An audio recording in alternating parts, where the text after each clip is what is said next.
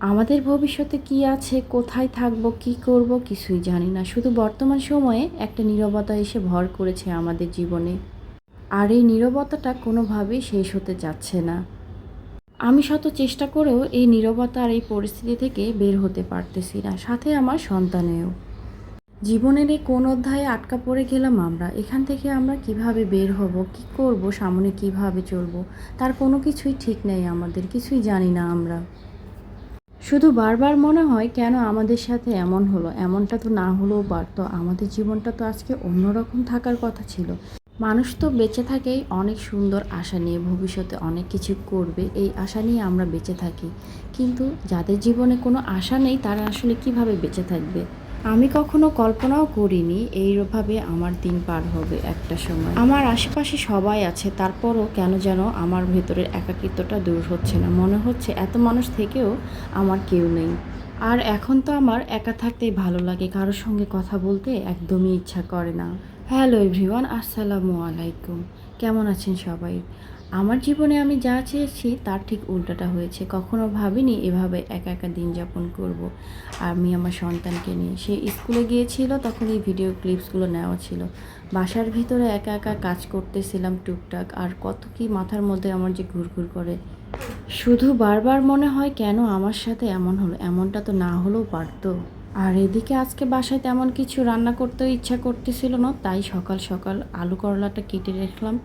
আর বাচ্চার জন্য ভাবলাম একটু নুডলস রান্না করব। তারপরে এদিকে সিঙ্কে এসে দেখি যে হাঁড়ি পাতিল জমা হয়ে আছে, এগুলো তো পরিষ্কার করতে হবে। ভালো না লাগলেও এগুলো পরিষ্কার করে ফেললাম। দুপুরে কি রান্না করব সেটাই আমি রেডি করতেছি, কিন্তু এদিকে সকালের নাস্তাটা তো করা হয়নি। ওই যে সকাল সকাল আলু করলাটা কেটে রেখেছিলাম, সেটা এখন ধুয়ে রেডি করে রাখতেছে। আর এদিকে পেঁয়াজ মরিচটাও আমার কাটা হয়ে গিয়েছে। যেহেতু সকালের খাবারটা খাইতে এমনিতেও দেরি হয়ে যাবে, তাই ভাবলাম দুপুরেটাই আগে ঠিকঠাক করে নিই। এদিকে ভাতটাও বসিয়ে দিলাম। এদিকে আমার ছোট ভাই ডিউটি থাকে, ও হচ্ছে টাইম মতো খাবার ওকে দিতে হয়, এই জন্য ভাতটা তাড়াতাড়ি বসিয়ে দিচ্ছি।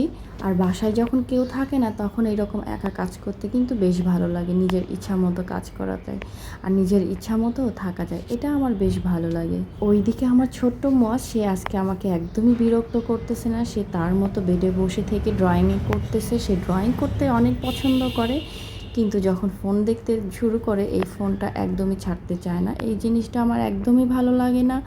ফোন একদমই দিতে ইচ্ছা করে না, তারপরও অনেক সময় বাধ্য হয়ে তাকে ফোনটা দেই। সব কিছু রেডি করে নেওয়ার পরে এখন আমি রান্নাটা শুরু করে দিলাম। কার কার সকালটা এরকম শুরু হয়, কোনো কাজ করতে ইচ্ছা করে না, কিন্তু তারপরও আমাদের কত কিছুই করতে হয়।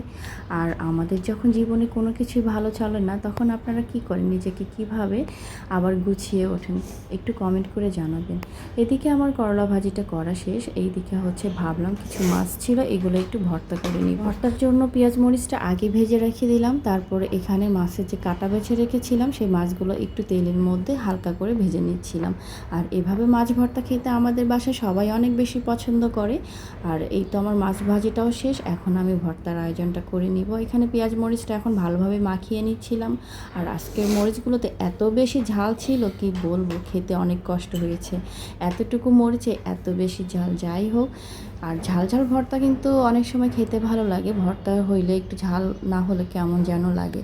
যাই হোক, আমার রান্নাটা এই তো শেষের দিকে চলে এসেছে। এই তো রান্না বান্না এখন শেষ। দুপুরে এখন অন্য অন্য কাজগুলো সেরে তারপরে দুপুরের খাওয়াটা করে নিব। এই তো আমার ভর্তাটা হয়ে গেছে। দুপুরে এই যে করলা ভাজি আর আগের দিনে চিংড়ি মাছ রান্না করা ছিল, সেটাই আমার বাচ্চাকে একটু খাওয়াইতে বসিয়েছি।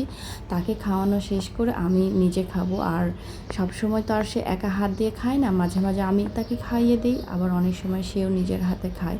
তো এটা হচ্ছে খাবার বুঝে তাকে খাইয়ে দিতে হয়। এটাই ছিল আজকে আমার ছোট্ট একটি ব্লগ। ভালো থাকবেন সবাই আর আমাদের জন্য দোয়া রাখবেন।